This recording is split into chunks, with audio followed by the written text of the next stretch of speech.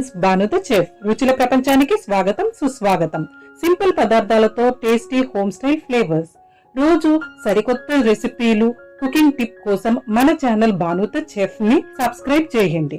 మన ఛానల్ ని సపోర్ట్ చేస్తున్న ప్రతి ఒక్కరికి హృదయపూర్వక ధన్యవాదాలండి. ఈ రోజు స్ట్రీట్ స్టైల్ పానీపూరిని ఇంట్లోనే చాలా సులభంగా ఎలా చేయాలో ఈ వీడియోలో స్టెప్ బై స్టెప్ చూపించాను. ఈ కొలతలు ఫాలో అయితే పానీపూరి సూపర్ టేస్ట్ తో వస్తుంది.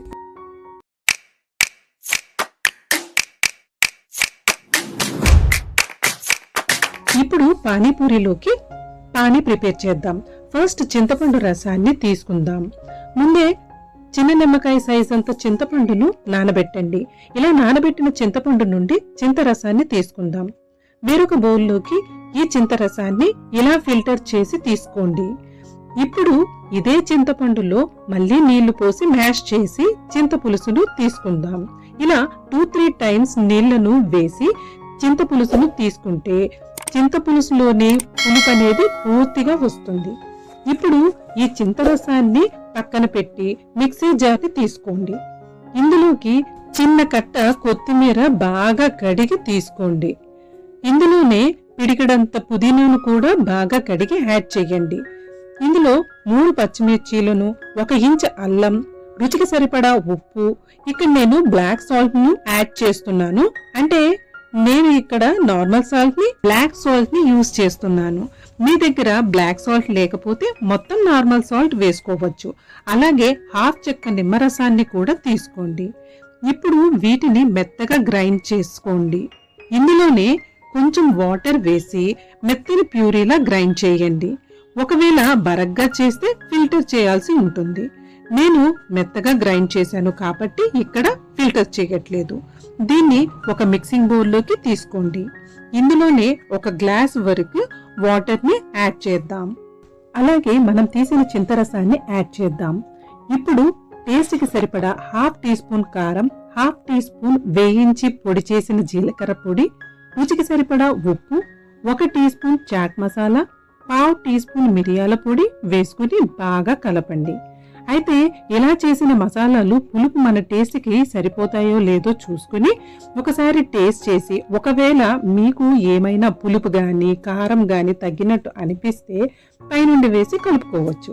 ఇక్కడ నేను వేసినవన్నీ కూడా కరెక్ట్ గా సరిపోయాయి. అంతే, పానీపూరిలోకి పానీ రెడీ. ఇక్కడ ఒక చిన్న టిప్ అండి, పానీని కనీసం 30 నిమిషాలు ఫ్రిడ్జ్ లో ఉంచితే అన్ని ఫ్లేవర్స్ బాగా కలిసిపోయి బయట షాప్లలో దొరికే టేస్ట్ వస్తుంది. ఇప్పుడు మనం పానీపూరిలోకి మసాలాని ప్రిపేర్ చేసుకుందాం. ఈ ఉడికించిన 2 మీడియం సైజ్ బంగాళాదుంపలను మ్యాష్ చేసుకోవాలి. ఇందులో తెల్ల బఠానీలు వేసుకోవచ్చు, కానీ నేను పచ్చ బఠానీలు వేస్తున్నాను. 1/2 కప్పు పచ్చ బఠానీలు ముందుగానే నానబెట్టుకోండి. కనీసం 4 గంటలైనా నానబెట్టి ఉడకపెట్టుకోవాలి. ఇవి కూడా మ్యాష్ చేయాలి. అయితే మ్యాషర్ తో అయినా లేదు ఇలా మిక్సీ పట్టినా చాలు. ఈ ఆలూలో వేసి కొద్దిగా కొత్తిమీర తరుగు, సన్నగా తరిగిన ఉల్లిపాయ ముక్కలు, 1/2 టీ స్పూన్ వేయించి పొడి చేసుకున్న జీలకర్ర పొడి, 1/2 teaspoon chaat masala, 1 teaspoon కారం, 1/2 టీ స్పూన్ మిరియాల పొడి, 1 టీ స్పూన్ ధనియాల పొడి, రుచికి సరిపడా ఉప్పు వేసి బాగా కలపండి. అంతే, పానీపూరిలోకి స్టఫింగ్ చేయటానికి మసాలా రెడీ అయిపోయింది. పూరీలు ఫ్రై చేయటానికి ఒక కడాయిలో నూనె పోసుకోవాలి. నూనె వేడెక్కాక షాప్లలో దొరికే ఈ పూరీ బేస్ ను వేడి నూనెలోకి వేసి మీడియం ఫ్లేమ్ లో పూరి వేయించుకోవాలండి. ఇలా పూరి గుండ్రంగా వచ్చాక ప్లేట్లోకి తీసుకోవడమే. ఇలా మనకి ఎన్ని పూరీలు కావాలో అన్ని పూరీలు ఫ్రై చేసుకోవడమే. పూరీ పిండి కలిపే విధానం వేరే వీడియో చేస్తానండి. ఈ వీడియోలో మాత్రం పానీపూరిలోకి పానీ ఇంకా మసాలా చేశాము. ఇప్పుడు పూరికి చిన్న రంధ్రం చేసి ఆలూ బఠానీ స్టఫింగ్ వేసి కొన్ని ఉల్లిపాయ ముక్కలు, కొంచెం కొత్తిమీర వేసి చల్లగా ఉన్న పానీని నింపి వెంటనే సర్వ్ చేయండి. పూరీలు కరకరలాడాలంటే వడ్డించే ముందు మాత్రమే పానీ పోయాలి. ముందుగానే నింపితే పూరీలు మెత్తబడిపోతాయి.